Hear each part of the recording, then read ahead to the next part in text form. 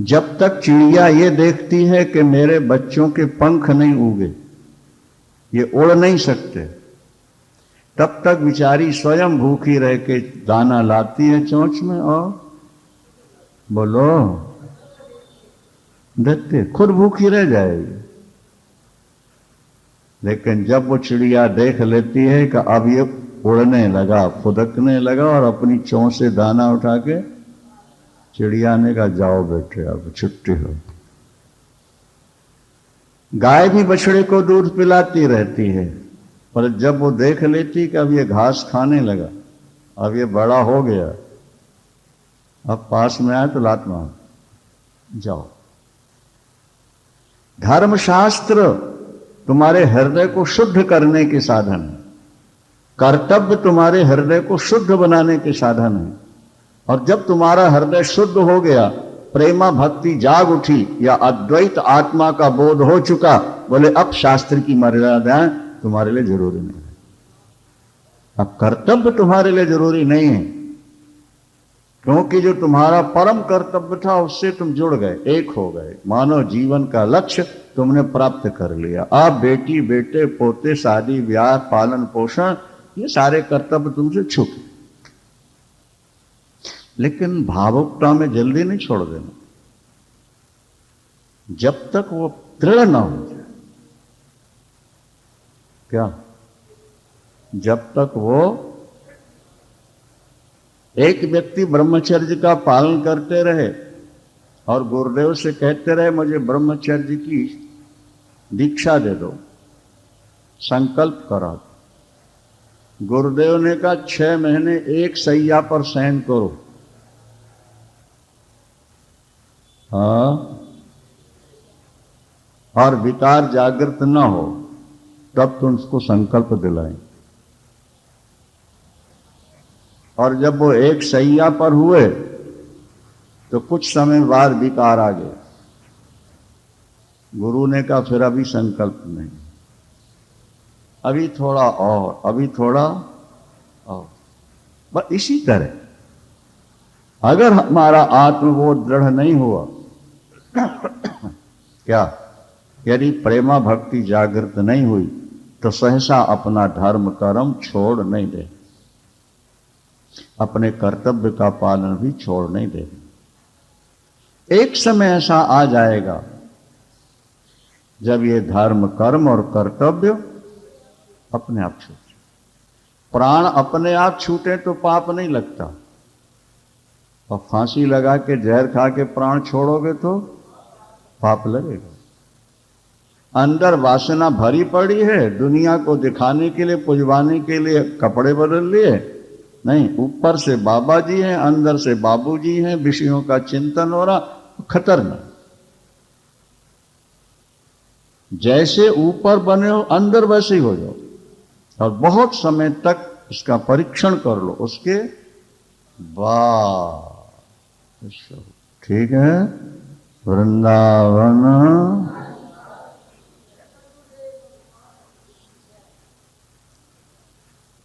जो साधक उच्च कोटि के साधक हुए, सिद्धि पाने से पहले वो बार बार परीक्षण करते रहे, विकारों में रहकर वो ये देखते रहे कि विकार पैदा होते हैं यानी हुए, तो फिर वो अलग होके साधते रहे, फिर अलग होके वो साधते रहे। और जब उन्होंने देख लिया कि काफी समय समाज में रहकर भी हमारे मन में विकार नहीं हुआ, अब छुट्टी। तो जीवन मुक्त योगी के लिए कोई कर्तव्य, फिर उसकी क्रियाएं सहज रूप में होती रहती हैं, गलत नहीं होती, क्योंकि धर्म का पालन करने से ही तत्व का बोध हुआ, हृदय शुद्ध होकर। तो धर्म का पालन करते करते पालन करने का स्वभाव बन चुका था, तब बोध हुआ, तो फिर उनकी क्रियाएं भी धर्म के अनुसार ही चलती रहती, स्वभाव। अपने गुरुदेव से किसी ने पूछा कि आप तो ब्रह्मसूत्र, अद्वैत सिद्धि और वेदों का ही भाष्य किया, ऐसे ग्रंथ पढ़ाते हैं, आत्म तत्व का इतना निरूपण, फिर आप तो स्वयं ब्रह्म ज्ञानी हो गए, पूजा क्यों करते हैं? 3 टाइम पूजा करते थे ठाकुर की। कौन? स्वामी जी। हम तो एक ही टाइम कर पाए, वो 3 टाइम ठाकुर ने लाते, सुबह, दोपहर, शाम। ये बार बार प्रश्न उनके सामने आता है। मधुसूदन सरस्वती ने जो गीता की टीका लिखी, अद्वैत पर मधुसूदनी टीका, उसमें एक बड़ा अच्छा श्लोक है, अद्वेष्टत्वादिवत तेषाम स्वभावो भजनम हरे। भजन करते करते भगवान मिल गए, अब भजन की क्या जरूरत? बोले नहीं, जरूरत तो नहीं है, लेकिन भजन करते करते जो भजन करने का स्वभाव बन गया था, वो स्वभाव बस भजन अपने आप होता रहता है। क्या भाई? जैसे भगवत दर्शन के बाद दया, क्षमा, कृपा, सरलता साथ रहती है कि छोड़ देती है? हाँ? तो जैसे ये साथ है, वैसे पूजा भी साथ रहेगी, तो समस्या क्या है?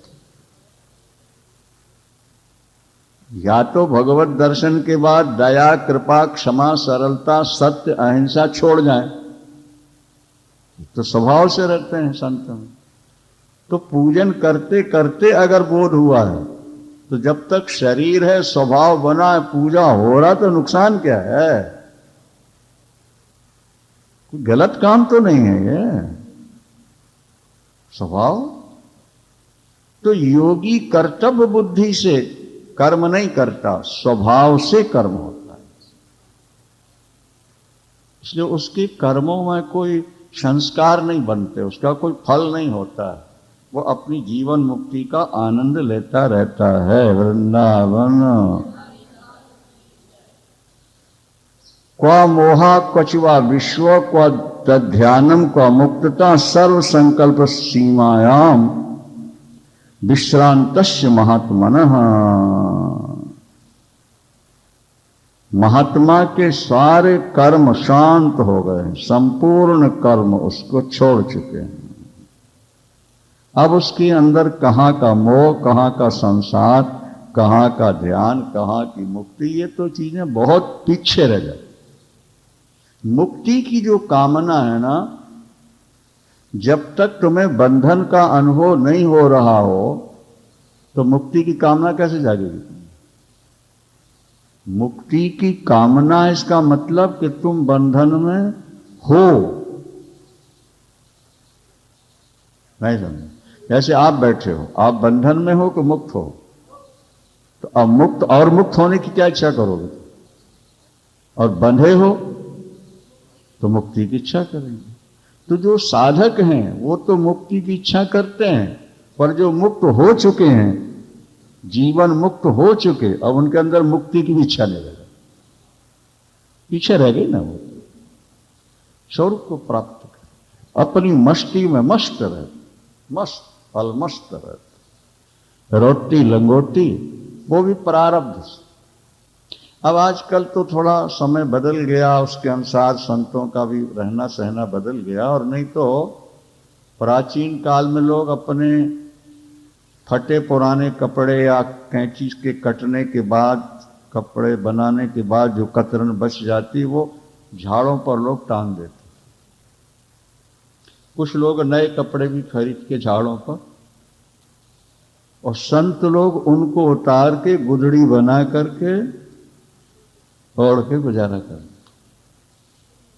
क्या गुदड़ी? गुदड़ी शब्द है ना, गुदड़ी वाले बाबा हरिद्वार में चर्चा है। काली कमली वाले बाबा जैसे कहा जाता है, एक कंबल छुट्टी। अभी हमारे बाबा जी यहाँ रहते हैं साथ में, तो कुछ कुछ ज्यों ज्यों आप ऊपर उठते जाओगे, त्यों त्यों संसार की वासनाएं, कामनाएं अपने आप तुम्हारी गलित होती चलेगी। अपने को ऊपर उठाने का अभ्यास करो, विचार करो। जैसे कोई बीहड़ जंगल से निकल रहा हो, मालूम हो गया हो कि यहां चोर या जानवर रहते हैं, तो चल तो रहा है, लेकिन कहीं चोर ना आ जाए, कहीं शेर ना आ जाए, ये भाव बना है कि नहीं बना हो? क्या? इसी तरह तुम जब संसार में व्यवहार करो, एक दृष्टि अपने स्वरूप में लगा के रहो, मैं वो हूं, मैं वो हूं, मेरा असली स्वरूप नित्य शुद्ध बुद्ध मुक्त है, मैं सच्चिदानंद स्वरूप, अयम आत्मा ब्रह्म, ये आत्मा ब्रह्म, आत्मा ब्रह्मेति निश्चित्य, अष्टावक्र जी ने साफ साफ कह दिया, आत्मा ब्रह्म, ये पहले कहा जा चुका है। ठीक है, मग्न हो जाओ, सर्व संकल्प विकल्पा सीमायाम, सारे संकल्प और विकल्पों की सीमा को पार कर गया, और योगी मस्त है अपने आप, वो दिखावा नहीं करता, वो चढ़ावा नहीं चाहता, वो अपनी पूजा नहीं चाहता, वो अपना यश नहीं चाहता, वो अपने को छुपा करके रखता है, सादगी में रखता है। नहीं, किसी ने लंबी जटाएं बना ली, लोग मुझे बड़ा तपस्वी समझ करके मेरी क्या, किसी ने गेरुए वस्त्र पहन लिए कि लोग मेरे वस्त्रों को देखकर बाबा जी समझ के मेरी पूजा करें। किन्हीं ने कहा जी हम तो दूध ही पी के रहेंगे, बोले दूधाधारी महात्मा ये केवल दूध पीते हैं, ये भी एक सम्मान का एक माध्यम। ये फलारी बाबा हैं, ये तो केवल, अरे बोलो अपन एक टाइम रोटी ना खाएं तो गजी गड़बड़ी होती है। ये कोई बड़े महात्मा, किसी ने कपड़े फेंक दिए, लंगोटी लगा ली, तो किसी ने लंगोटी भी फेंक दी, अरे तो बहुत बड़ा महात्मा होगा, तब तो इसने ऐसा कर रखा। कुछ लोग, सभी नहीं, कुछ लोग, असली संतों के भी बड़े बाल होते हैं, असली संत भी दिगंबर हो जाते हैं, असली संत भी दूधाधारी फलाहारी हो सकते हैं, लेकिन असली के बीच में नकली बहुत सारे घुस जाते हैं। जब रावण ने देखा कि सीता हरण करना है, तो 10 दिमाग सिर थे उसके, सोचने लगा कि कौन सा रूप बना के जाऊं कि सीता कुटिया से बाहर आ जाए। सोचते सोचते उसने सोचा कि समाज में संतों का बड़ा सम्मान होता है, सन्यासी का दुनिया में सबसे ज्यादा सम्मान है, सन्यासी पर सभी विश्वास करते हैं, इसलिए मैं क्यों ना सन्यासी बन के चला जाऊं। और उसने वही किया, बाबा जी बन गया, नहीं समझ में आई बात, और अलख निरंजन नारायण हरि। सीता जी ने देखा पति भी गए और देवर भी गए। कल चर्चा थी ना, जहां ज्ञान नहीं होगा वहां वैराग तुम्हारा टिकेगा नहीं, थोड़े दिन टिकेगा, फिर बाबा जी से बाबूजी बन जाओगे। ज्ञान और वैराग्य ये एक सिक्के के दो पहलू हैं, दो साइड है। अगर प्रबल वैराग्य है तो ज्ञान है, अथवा अपरोक्ष ज्ञान है तो वैराग्य है। वैराग्य है पर ज्ञान नहीं है तो कुछ दिन के बाद वैराग्य राग के रूप में बदल जाएगा, और ज्ञान है और वैराग्य नहीं है तो वो ज्ञान भी थोड़े समय के बाद गिर जाएगा। आदि शंकराचार्य जी ने विवेक चूड़ामणि में लिखा कि एक व्यक्ति गेंद लेके सीढ़ियों से चढ़ रहा था, और एक दो सीढ़ी ही बची थी कि हाथ हिला और गेंद गिर गई। हाँ, और अगर गिरी तो फिर वो गिरते गिरते गिरते गिरते नीचे ही जाके रुकेगी, वो बीच में नहीं रुक सकती। इसी तरह ज्ञान प्राप्त होने जा रहा था और वैराग्य की कमी हुई, जरा सा कुसंग मिला और मन गिरा, और गिरा तो गिरते गिरते गिरते वो बाबा जी को बाबूजी बना ही छोड़ेगा। बोलो सच्चिदानंद। और समाज में देखे जाते हैं, ज्ञान है और वैराग्य है तो बुद्धि सुरक्षित है। ठीक है, नहीं तो रावण ले। अच्छा, रावण किस वेश में आया? जति के वेश में, सन्यासी के वेश में। क्योंकि सन्यासी गलत काम कर ही नहीं सकते, वो दंड ले रहे हैं ना। वो गंगा में खड़े होके शालिग्राम सिर में रख के लंगोटी फेंक के संकल्प करते हैं कि आज के बाद हम समाज में किसी को धोखा नहीं देंगे, किसी के साथ छल और कपट नहीं करेंगे, किसी को दंड नहीं देंगे। दंड देंगे तो अपने शरीर को, अपने मन को, अपनी वाणी को हम दंड देंगे, दूसरे को दंड, वो दंड वो प्रतीक है। इसीलिए समाज ऐसे संतों को देखकर एकदम विश्वास करता। और अब उस वेश में हजारों लाखों चोर उचक के भी घुस गए। उन्होंने सोचा ये बढ़िया तौर तरीका है, दुनिया विश्वास करती है, ऐसे बन जाए। तो सन्यासी बना कौन? बोलो भाई। और सीता जी से कहने लगा, देवी तुम्हारे पति शिकार खेलने गए हैं और तुम्हारे पति पर संकट आया हुआ है और तुम्हारा देवर भी तुम्हारे द्वारा भेजा गया है और तुमको हा लक्ष्मण की आवाज भी सुनाई पड़ी होगी। हाँ, इसलिए तुमने लक्ष्मण को भेजा है अपने पति को संकट से बचाने के लिए। तुम मुझे भिक्षा दो, तुम्हारा कल्याण हो जाएगा। भावुक हृदय महिला भगवती सीता जंगल में अकेली, संकट, और ये बाबा सारी बातें सुना रहा है। इसका मतलब कोई सिद्ध योगी है ये तो। भिक्षा ने बोले बांधी भीख न लें सयानी, बाहर आओ। दरवाजे के उस तरफ और इस तरफ दान लेना देना निषेध है। या तो दोनों बाहर हो या दोनों। तो अंदर तो जा नहीं सकता क्योंकि रेखा खींच गए थे लक्ष्मण। वो रेखा क्या है अभी आप समझते नहीं सर। तो ये तो सुना होगा ना कि रेखा खींच गए थे। और ये कह गए थे कि मां इसके बाहर नहीं निकलना। ठीक है, आध्यात्मिक दृष्टि से वो रेखा है श्रोतव्यो मंतव्यो निदिध्यासितव्य। आध्यात्मिक संकेत यह है कि आपके जीवन में ज्ञान नहीं है, वैराग नहीं, लेकिन फिर भी आप कथा से, कीर्तन से, पूजन से हटके कुसंग में नहीं जाना। आपकी रक्षा होती रहेगी, आपको भगवान का साक्षात्कार हो जाएगा। ज्ञान वैराग अंदर अभी नहीं है और मर्यादा की रेखा तुमने लांघ दी। सत्संग छोड़ करके तुम कुसंग में बैठने लगे। जवान स्त्री होकर तुम जवान लड़कों के गले में हाथ डालने लगी, तो तुम्हारी सुरक्षा कैसे होगी? क्या समझ? पर तो तुम्हारा पतन निश्चित है। समझ में आ रही बात? नहीं आ रही? तुम्हारे में अभी ज्ञान वैराग नहीं है, लेकिन तुम अपनी मर्यादा में रहो, धर्म की, शास्त्र की, और कथा सुनते रहो और विचार करते रहो, कुसंग से बचे रहो। तो ज्ञान वैराग्य की कमी के बाद भी तुम्हारा पतन नहीं होगा। ये लक्ष्मण रेखा खींच गए थे वैराग्य।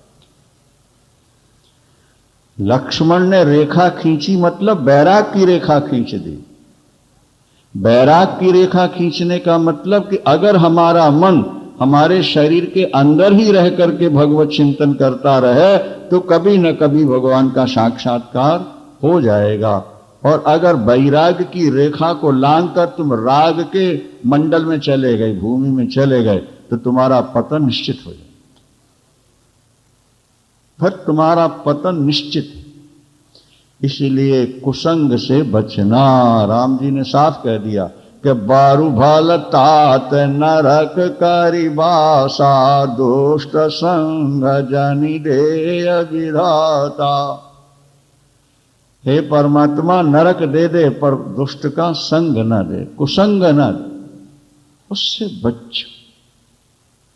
ठीक है, समझ में आ रहा है? ज्ञान और वैराग्य की भूमि को पार करोगे, स्वरूप में पहुंच जाओगे, निश्चिंत हो जाओगे। जब तक वहां नहीं पहुंचे तब तक तुम धर्म की मर्यादा, भजन पूजन पाठ करते रहना। वृंदावन एन विश्वमिदं दृष्टम सनास्तीति करोतु वै निर्वासना किं कुरुते पश्यन्नपि न पश्यति। क्या? जो जगत को देख रहा है वो जगत के पर पदार्थों में प्रलोभित हो रहा है, वो उनमें सुख देखकर पाने की इच्छा करता है।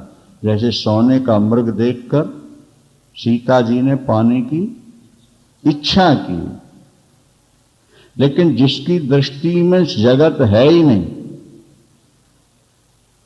महापुरुष की दृष्टि में, जैसे सुखदेव भगवान निकल रहे थे, बिना वस्त्र स्त्रियां नहा रही थी, उनकी दृष्टि में स्त्री पुरुष का भेद था ही नहीं। किनके? हाँ, तो ब्रह्म ज्ञानी जीवन मुक्त की दृष्टि में संसार नाम की कोई चीज न निरोधो न चोत्पत्ति न बद्धो न च साधका। एक श्लोक ऐसा भी मिलता है, न मुमुक्षु न वै मुक्तो इत्येषा परमार्थ। एक दृष्टि ये बनानी होती है कि न निरोधो न चोत्पत्ति, संसार न बना है न बिगड़े। दुनिया में कोई साधक नहीं, कोई बंध नहीं, कोई मुक्त नहीं, कोई मुमुक्षु नहीं, कुछ नहीं। फिर ये क्या दिख रहा? बोले स्वप्न का संसार दिखाई दे। संसार को भूलना हो क्या? उसके दोष देखना शुरू। किसी के गुण देखोगे तो आकर्षण बढ़ेगा नहीं, और दोष देखने लगोगे बराबर। संसार है ही नहीं भाई, दिख तो रहा है सामने। बोले सामने तो आकाश नीला दिख रहा है, जाओ देख के आओ, कहीं नीलिमा मिल जाए तुम्हें। आकाश नीला दिखता है पर है नहीं। रेत में जल दिखता है पर है नहीं। रस्सी में सांप दिखता है पर, सीपी में चांदी दिखती है पर होती नहीं। इसी तरह ये संसार दिख रहा है प्रभु की माया के आधार पर, ये संसार है। आगे अंतिम कोटि है ये जाकर अंतिम, क्योंकि जगत है और जगत में पद पदार्थ हैं, तो फिर उसमें सुख भी है, तो उसमें प्रवृत्ति भी है, तो फिर उलझन है।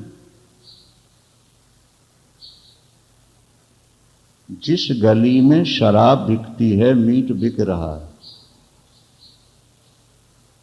हम उस गली से गुजरे कि दूसरी गली से निकल जाएं?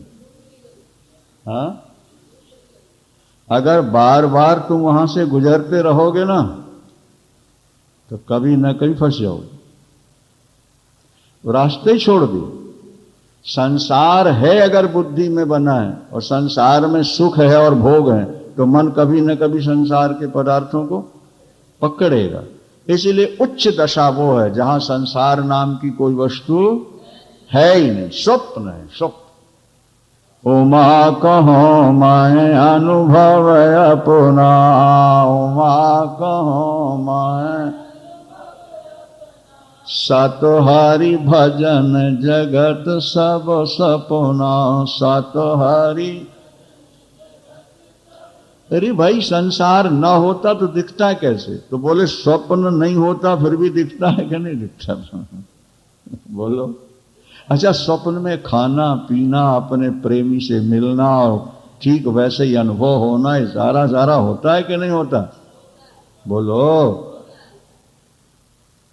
लेकिन कुछ है वहां, तो जब कुछ नहीं है तो इतना सब क्यों हो रहा? बोले यही तो स्वप्न का चमत्कार, ये स्वप्न का एक इसी तरह संसार है ही नहीं तो फिर दिखता क्यों? बोलिए यही तो माया का चमत्कार, अज्ञान का चमत्कार। यही अज्ञान का, माया का। यहां फूल थोड़े हैं, कांटे ज्यादा हैं, याद रखना। गुलाब के पेड़ में फूल थोड़े, कांटे ज्यादा। संसार में सुख थोड़ा, दुख ज्यादा, समस्याएं ज्यादा। इसलिए अगर तुम कांटों से बचना चाहते हो तो फूल तोड़ने की इच्छा मत करो। अगर तुम संसार की समस्याओं से बचना चाहते हो तो संसार से सुख लेना छोड़ो। दुनिया में निष्कंटक सुख है ही नहीं। जिस सुख के साथ कांटे दिल में न चुभें, ऐसा दुनिया में कोई सुख है ही। अगर निष्कंटक सुख है तो वह आत्मा का। एक नारी पर पुरुष से प्यार करती है, नवयुवक देख करके बड़ा स्वस्थ सुंदर है, प्यार कर रही, ठीक है, लेकिन हर समय उससे मिल सकती है? बोलो। और मिलन की इच्छा है, तो मिलन की इच्छा है और मिल नहीं रहा, तो न मिलने के कांटे चुभ रहे हैं कि नहीं? और महीनों कांटे चुभेंगे तो एक आध दिन धोखे से मिल जाएगा। तो सुख तो मिला क्षण भर का, लेकिन कांटे चुभते रहे जिंदगी भर, वर्षों, महीनों। तो वो सुख किस काम का जो एक क्षण सुख दे और वर्षों के लिए कांटे चुभाता रहे? क्या समझ?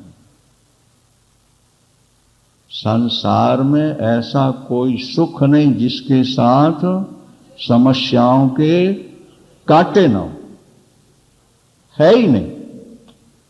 किक्कर का ऐसा पेड़ नहीं होता जिसमें कांटे ना हो। बबूल का पेड़ अगर है तो उसमें कांटे होंगे।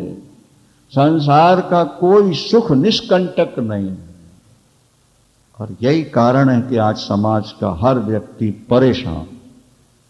गरीब है तो परेशान है, और धनवान है तो परेशान है, विद्वान है तो परेशान है, मूर्ख है तो परेशान है।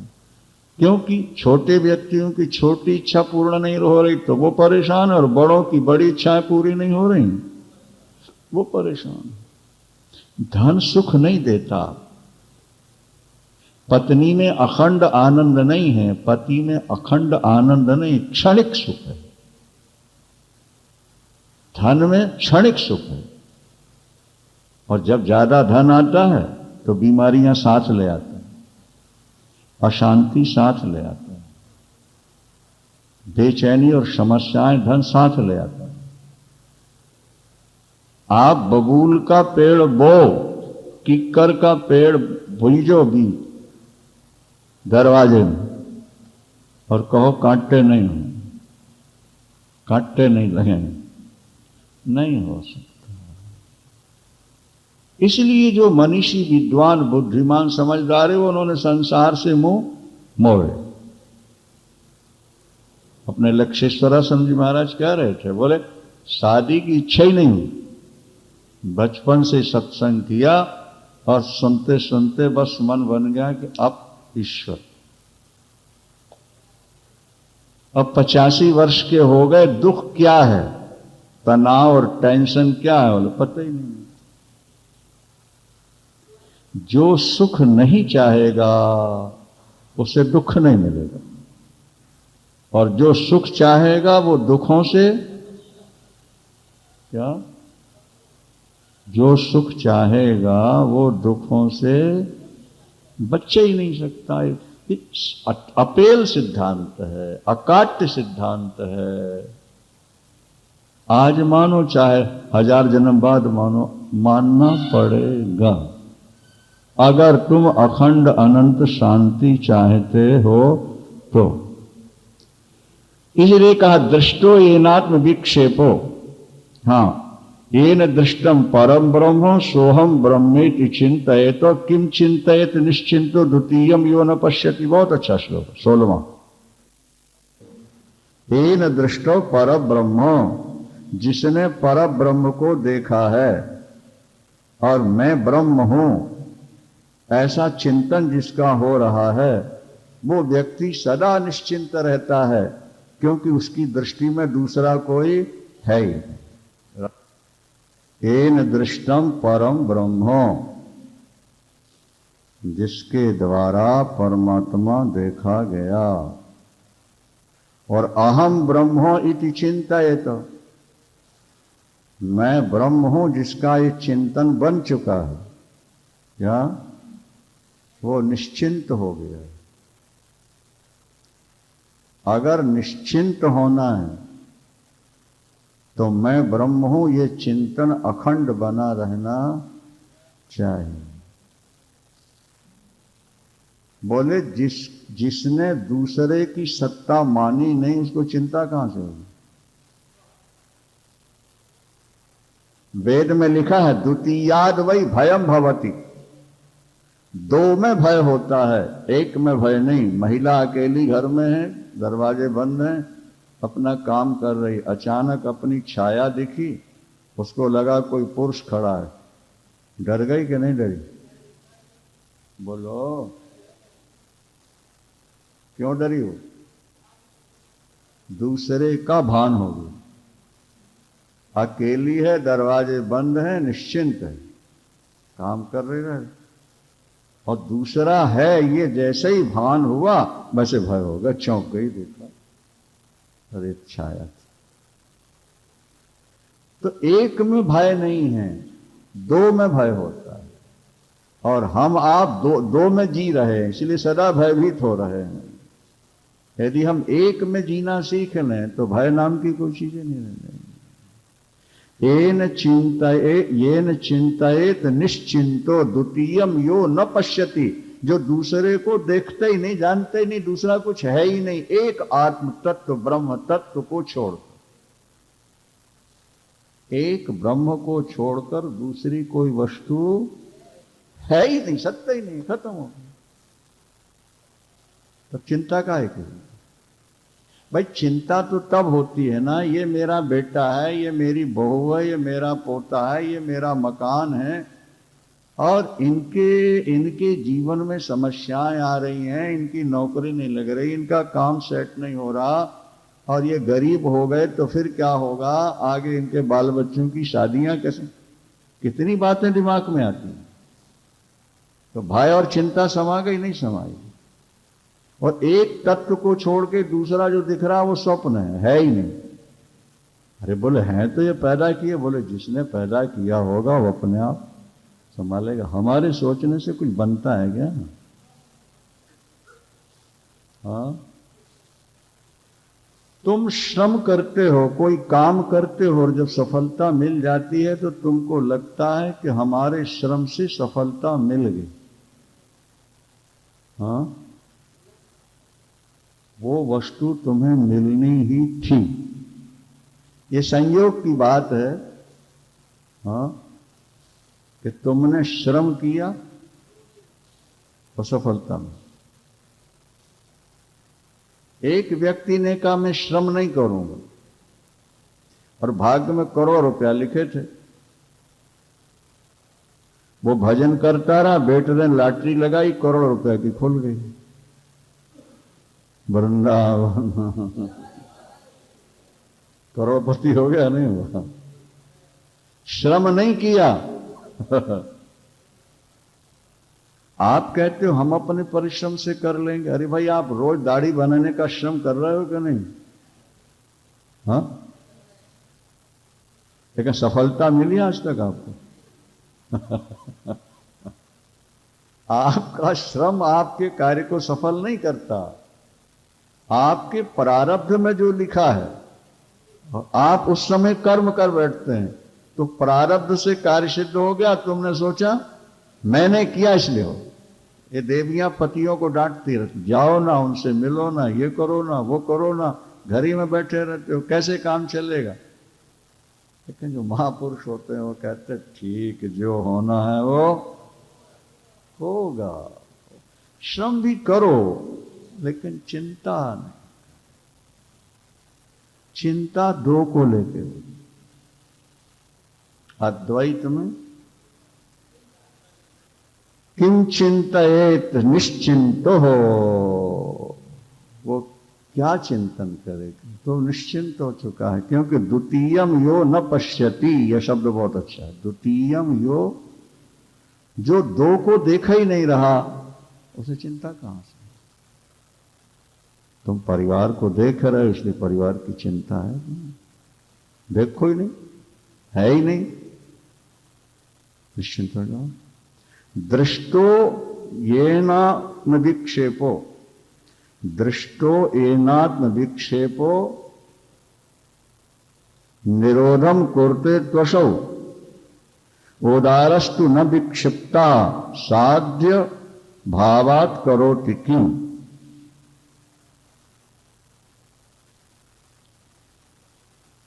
एक व्यक्ति मन का निरोध करता है। योग शास्त्र कहता है कि मन की वृत्तियों का निरोध करो, और कोई व्यक्ति मन की वृत्तियों का निरोध करने के लिए उपाय कर रहा है। इसका मतलब है कि वृत्तियां चंचल हैं, वृत्तियां हैं इसलिए वो उनका निरोध करना चाहता है। और जिसकी वृत्ति है ही नहीं, निरोध क्या करेगा? वृंदावन क्या विक्षेप है, उसको हटाने के लिए ध्यान करो। और जहां विक्षेप है ही नहीं वहां ध्यान क्या करे, किसका करे? भाई हम भगवान का ध्यान करना चाहते हैं या आत्मा का ध्यान करना चाहते हैं और परिवार का ध्यान हो रहा है, तो परिवार का ध्यान हटाने के लिए हम ध्यान लगा रहे हैं, हम समाधि लगाने जा रहे हैं। और परिवार का ध्यान होता ही नहीं तो हटाने के लिए समाधि लगाने की जरूरत क्या है? वृंदावन में एक भगत थे, वो कहा करते थे माला जपू न कर जपू, माला जपू न कर जपू, ना मैं सुमरो राम, मैं भजन नहीं करता, न राम का भजन करता, न माला जपता, न पूजा, न पाठ। फिर क्या हो रहा है? बोले मेरा सुमिरन हरि करें, मैं पावा विश्राम। मेरा सुमिरन हरि करें, मैं पावा। इतना कर लिया, अब वो करे, हमें करने की जरूरत। कबीरा मन निर्मल भया जैसे गंगा नीर, कबीरा मन निर्मल भया जैसे गंगा नीर, और पाछे पाछे हरि फिरें कहत कबीर कबीर। जब तक जीवन में पूर्णता नहीं आई तब तक अभी पूजा करना है, अभी पाठ करना है, अभी जप करना है, अभी ध्यान करना है, ये सारी उलझने बनी रहेंगी। और जिस दिन पूर्णता हो गई तो 24 घंटे पूजा है, 24 घंटे ही ध्यान है, तो अब अलग से ध्यान कहां से करें? क्या चलो बिहारी जी के दर्शन करें आए, अच्छी बात है, चलो। वैसे न जाए तो कोई फर्क नहीं है। क्यों? बोले 24 घंटे दिमाग में बिहारी जी रहते हैं, तो अब अलग से वहां जाके दर्शन करने की क्या जरूरत? अलग से दर्शन करने की तो तब जरूरत है जब वहां जाके बिहारी जी याद आते हैं और बाकी भूले रहते हो। बाकी समय बिहारी हमको भूले हैं, हम बिहारी की यादें नहीं कर रहे। बोले भाई मंदिर चलो। क्यों?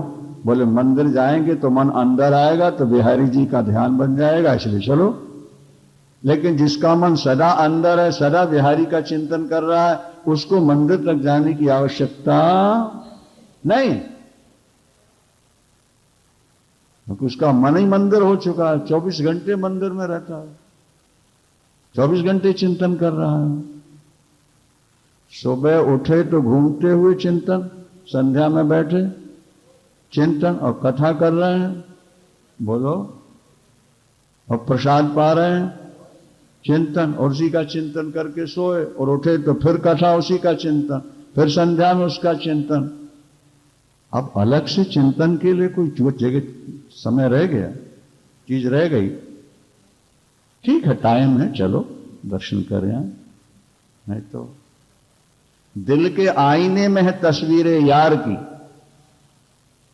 दिल के आईने में है तस्वीरें यार की, जरा गर्दन झुकाई देख ली, जरा गर्दन झुकाई देख।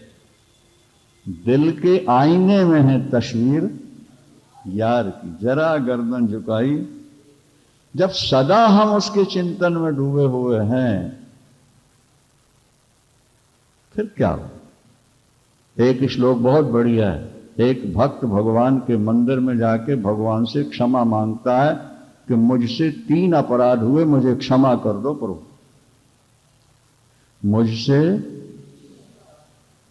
मुझे क्षमा करो।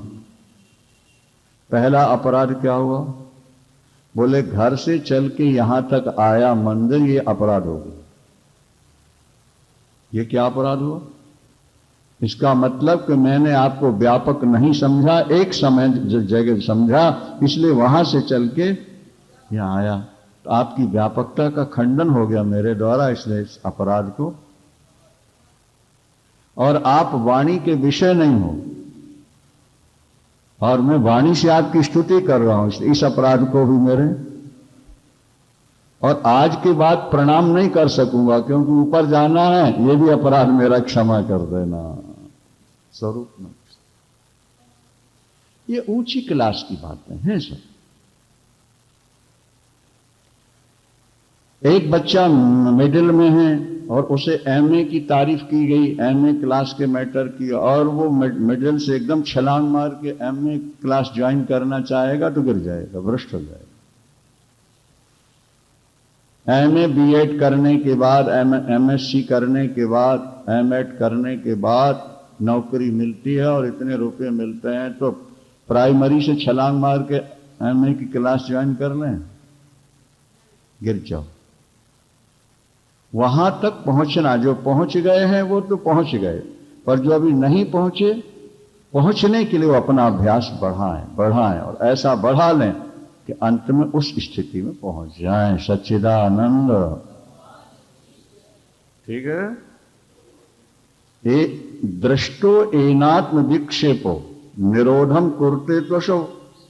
जिसने विक्षेप को देखा है वो निरोध करे, पर उदारस्तु न विक्षिप्ता। जीवन मुक्त के जीवन में कोई विक्षेप तो है ही नहीं, तब वो ध्यान किस लिए करे? उसका 24 घंटे ध्यान है, हर क्षण ध्यान, हर पल ध्यान, क्योंकि उसकी दृष्टि में एक शुद्ध चेतन तत्व को छोड़कर जड़ नाम की कोई वस्तु है ही। एक को छोड़कर दूसरा कुछ है ही नहीं। ये ब्रह्माकार वृत्ति बन गई और आज अंत में वो ब्रह्माकार वृत्ति भी छूट गई। अब उसको और क्या करना? वो उदार है, वो संसार से ऊपर। धीरो लोक विपर्यासो वर्तमानोपि लोकवत् न समाधिम न विक्षेपम न लेपम स्वस्य पश्यति। वो संसारियों की तरह संसार में रहता है। क्या? वो संसारियों की तरह रहता हुआ भी संसार से भिन्न होता है, संसारियों से भिन्न होता है। वह समाधि को प्राप्त करे न करे, क्योंकि विक्षेप है ही नहीं, इसलिए समाधि की आवश्यकता नहीं है उसको। वो अपने स्वरूप में मस्त हो चुका है, मूल तत्व को पहचान चुका है, मूल में स्थित हो गया। क्या? ये सोनिया बेटी कह रही थी, बोले गुरुजी कभी कभी हम लोग बात करते हैं, आप हूं करते रहते हो और उस समय ऐसा लगता है कि आप कुछ और कर रहे होते हो। पकड़ी बात को। बोले एक व्यक्ति कुछ आपसे कह रहा, आप हाँ हाँ करते जा रहे हो, हाँ कर रहे हो, लेकिन उस समय हम देखते हैं कि आप किसी और में जुड़ गए। जब दोबारा बात होती तो हाँ क्या कहा, तो बोले अब लगा कि वहां से इसकी बात सुनना। बुद्धि हो तो पकड़ता है ना व्यक्ति बात को। वृंदावन। इसलिए धीरो लोक विपर्यासमो वर्तमानों लोकवत, संसारियों की तरह वो संसार में रहता है, लेकिन ना उसके जीवन में कोई विक्षेप है, ना समाधि की जरूरत है, वो अपने आप में संतुष्ट है। देखो भाई, बुद्धि लगाओ जरा, जो देहाभिमानी हैं उनके लिए कर्म है, जो भावुक हैं उनके लिए उपासना है, लेकिन जिनकी बुद्धि निर्मल है उनको कुछ नहीं करना है, उनको तो केवल आवरण भंग हो गया, ब्रह्म तत्व का बोध प्राप्त हो जाए, बस छुट्टी। उनको क्रिया जरूरी नहीं होती, क्रिया जरूरी है अज्ञानियों। अज्ञानी अज्ञान को मिटाने के लिए विविध प्रकार के जाप ताप पूजन पाठ किया करते हैं। विचार करना भी तप है।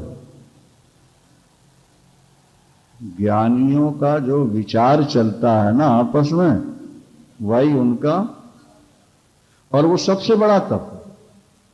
तुम हाथ से पूजा कर रहे होगे, मन कहीं और चला जाएगा। तुम माला फेर रहे होगे, मन कहीं और चला जाएगा। तुम चंदन घिस रहे हो, फूल उतार रहे हो, मन कहीं और चला जाएगा। लेकिन जब विचार शुरू होंगे, सारी इंद्रियां, अंतःकरण सिमट जाएगा। ज्यादा एकाग्रता कहां आई? विचार में। इसलिए विचार, अच्छा विचार कौन करेगा? ज्ञानी। अभी पंचकूला में कथा थी, यही लोग सब कराए थे, याद दिलाते रहा। तो वहां एक बड़ा अच्छा दृश्य था, लोग खूब हंसते थे। जब कथा चले, सारे बच्चे छत पर खेलने भागे, एक बच्चा नजर नहीं। और जैसे कीर्तन की ढोलक बजी, पता नहीं कहां छुपे होते थे, इतने आ जाएंगे खड़े होने के लिए और लगे नाचने कमर मटका, क्योंकि वो मम्मी के पेट में थे, तभी उनकी मम्मी कमर मटकना देख रही थी। नहीं समझ में आ रही बात? और जब से होश संभाली, तब से वो सिनेमा और टीवी में कमर मटकाना देख रहे। तो कीर्तन चले और भर जाओ, और कथा शुरू हुई, एक नहीं बैठो, एक सारे भाग। अब देखो, यहां समझने की बात, बच्चों की बुद्धि कमजोर है, इसलिए क्रिया पर ज्यादा ध्यान, नाच गाना इसमें ज्यादा। और जो बुद्धिजीवी हैं वो कहते हैं नाच गान बंद करो। ये तो हम पिक्चर में भी देख लेते हैं, हमको तो ज्ञान की बात है।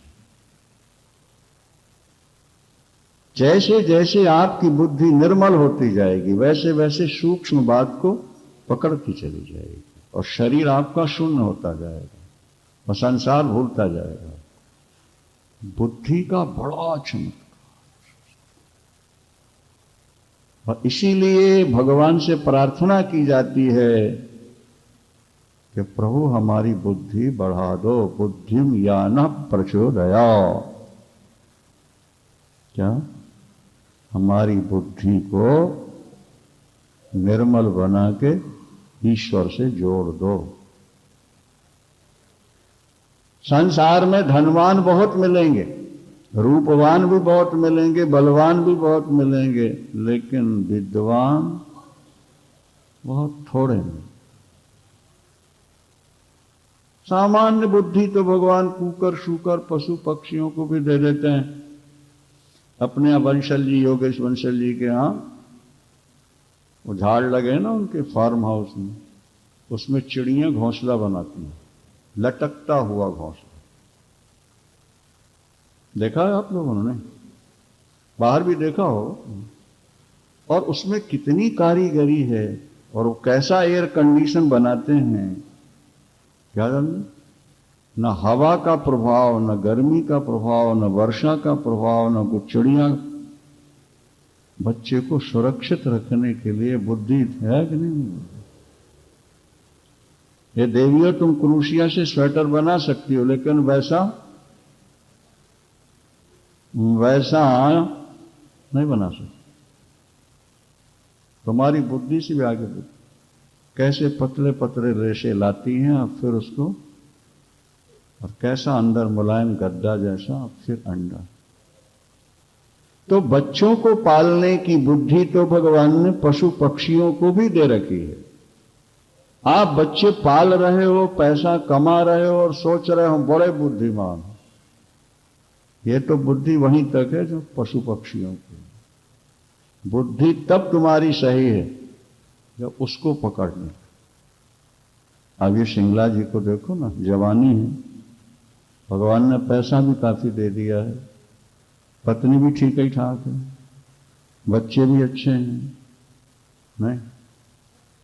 और 250-300 आदमी काम कर रहे हैं, बड़े बड़े ठेके हैं, और आगे बैठे कर रहे हैं, और नोट भी कर रहे हैं।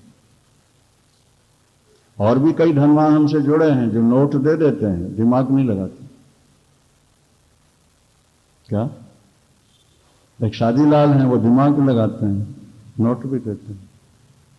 एक ये हैं जो आश्रम की सेवा भी कर रहे हैं, और इस अवस्था बुद्धि जब आपकी बढ़ेगी तो फिर वो परम तत्व को जानने के लिए जिज्ञासा पैदा करती है। फिर वो ज्यादा ध्यान नहीं देती क्या हो रहा, होता है ठीक होता है, परम तत्व। तो भगवान से प्रार्थना करो, प्रभु हमें निर्मल बुद्धि दो, ऐसी बुद्धि दो जिसमें केवल आपका ही प्रवेश हो,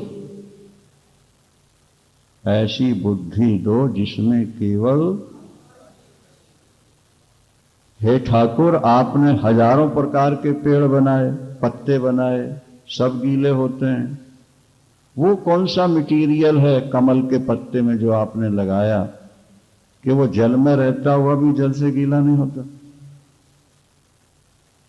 ये काम भी तो आप ही नहीं किया है ना। कमल के पत्ते को जल में पैदा किया, जल से पैदा किया और जल में रखा, और जल से गीला नहीं हो दे रहा। ये सारा काम आपने किया है ना, कि पत्ते ने स्वयं कर लिया? हाँ, तो जैसे आपने कमल में ऐसे परमाणु लगाए कि वो जल में रहता गीला नहीं होता, ठाकुर हमारे अंदर भी ऐसे परमाणु भर दो कि हम घर में रहें पर घर हमारे अंदर न रहे, हमारा मन आपसे जुड़ा रहेगा, हम एकता में आनंद लेते हैं। प्रभु ऐसा बना दो, हमें भी अद्वैत का बोध हो जाए, हमें भी प्रेमा भक्ति मिल जाए, हम भी गोपियों की तरह, प्रहलाद की तरह, ज्ञानी गुरु नानक देव और नामदेव की तरह और ज्ञानेश्वर जी की तरह हम भी उस रंग में रंग जाए, मस्त हो जाए। चाहे अपनी प्रेमा भक्ति दे दो, चाहे स्वरूप का बोध दे दो, ठाकुर कुछ तो दे दो हमको, हम भी तो आपके हैं, नहीं? भले हैं कि बुरे हैं, जैसे हैं आपसे जुड़े हुए तो हैं, ठाकुर कृपा कर दो मेरे प्रभु, ऐसी प्रार्थना करो। नहीं, निर्मल बुद्धि जीवन की सबसे बड़ी उपलब्धि है। निर्मल बुद्धि सबसे बड़ा धन है। मूर्खों ने नोटों को धन माना है, लेकिन समझदारों ने निर्मल बुद्धि को परम धन माना है, क्योंकि निर्मल बुद्धि से ही परम तत्व का, अद्वैत का बोध होगा। ईश्वर की भक्ति निर्मल बुद्धि में ही प्रकट। इसलिए उन्होंने कहा कि हमें और कुछ दो न दो, पर निर्मल बुद्धि। भावा भाव विहीनो यश तृप्तो निर्वासनो बुधा नैव किंचित कर्तम तेन लोक दृष्टिया विकुर्वता। बहुत अच्छा शब्द। जो भाव और अभाव से विहीन हो गया है, जो नित्य तृप्ति का अनुभव करता है, तृप्ति का, मुझे परम धन मिल गया, मुझे खजाना मिल गया, गुरुदेव ने मुझे नहीं खजाना दे दिया, तृप्त, अपने आप में तृप्ति का, भाव में अभाव दोनों से विहीन, न तो भाव है कुछ चाहता है, न अभाव में उसको कोई परेशानी है, तृप्त है, निर्वासन, वासना रहित हो गया। नैव किंचित कृतम तेन लोक दृष्टिया विकुर्वत। बहुत अच्छा, वो संसारियों में रहकर संसारियों की तरह करता हुआ भी संसार से अलग रहता। क्या ज्ञानी तुम्हारी दृष्टि में स्त्री से प्यार करता हुआ भी ज्ञान में ही जी रहा है, और अज्ञानी मंदिर में बैठा हुआ भी घर में रह रहा है। सच्चिदानंद। क्या वो लोक दृष्टि से समाज की तरह काम करता है, लेकिन उसकी अंतर्दृष्टि जो है वो अपने स्वरूप में जुड़ी है। इसलिए यहां लिखा है कि वो संसारियों की तरह काम करता हुआ भी कुछ नहीं करता। ये बात तो पहले कई बार आप पढ़ सुन चुके होंगे कि भगवान कृष्ण ने गोपियों से कहा कि दुर्वासा ऋषि आए हैं जमुना पार, उनको भोजन ले जाओ। तो गोपियों ने कहा कि बीच में यमुना पड़ती है, उन दिनों पुल नहीं थे। बोले जाओ यमुना से कह देना यदि कृष्ण बाल ब्रह्मचारी हों और समस्त दोषों से वर्जित हों तो यमुना रास्ता दे दे। गोपियां एक दूसरे को देख के मुस्कुराने लगी। क्या बाल ब्रह्मचारी और सर्व दोषों से रहित। तो चलो कह रहे चलो। जैसे ही प्रार्थना की यमुना ने रास्ता, और दुर्वासा के पास पहुंचे तो दुर्वासा ने सारी थालियां अपने सामने सरका और खाता गया, सैकड़ों थालियों का खा गया। शिष्यों को थोड़ा ही थोड़ा मिला होगा, वो भगवान की लीला थी, वो सब दिखाना चाहते थे। महाराज अब वापिस कैसे जाएं, यमुना है। बोले आई कैसे? बोले कृष्ण जी ने ये कहा। तो बोले हमसे भी एक मंत्र ले जाओ। क्या? जब से होश संभाली दुर्वासा ने भोजन ही ना किया हो तो रास्ता दे दे यमुना। अरे बाबा जी हमारी आंखें धोखा नहीं दे सकती। कई लोग कहते हैं हमने अपनी आंखों देखा है, ये गलत नहीं हो सकता। अरे बाबा तुम्हारी आंखें भी तुम्हें धोखा दे सकती। संतों की रहनी बहनी सहनी को तुम समझे ही नहीं सकते हो। क्या समझे? तुमने अपनी आंखों से क्या देखा है? बाहर की क्रिया ही देखी है ना, अंदर के स्वरूप को तुम क्या समझते? गोपियों का तर्क है कि हमारी आंखों के सामने भोजन किया है, हम कैसे माने कि तुमने जब से होश संभाली भोजन किए नहीं? तो भाषा ने कहा जाओ यमुना से रास्ता मांगो, और जब यम रास्ता मांगा खोलिए। अब गोपियां आके घेर के बैठ गई ठाकुर के सामने। क्या वो फलारी बाबा है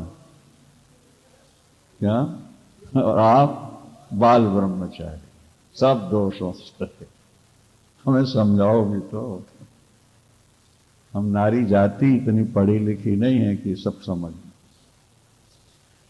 तो समझा दिया कि दुर्वासा ने कहा कि जब से होश संभाली, मतलब जब से बोध हुआ, ज्ञान हुआ। पहले तो मैं सोचता था कि मैं खाता हूं, लेकिन जब ज्ञान हुआ तो गीता के 15वें अध्याय में लिखा कि नाभि में जो कुंड है इसमें आग जलती है, वो भगवान ही भूख की आग बन के जलते हैं। वो भोजन चाहते हैं तो हम बाहर से उठा करके स्वाहा उनको खिलाते हैं। तो तुमने बाहर का हाथ बाहर का मुंह देखा तो सोचा दुर्वासा ने खाया, और उसने अपने हाथ को चम्मच बनाया और मुंह को द्वार बना दिया और नाभि कुंड की आग में हवन कर दिया। उसकी दृष्टि से हवन हो रहा है, तुम्हारी दृष्टि से भोजन हो रहा है। इसलिए तुम कहते हो हमारी आंखें धोखा नहीं दे सकते हैं।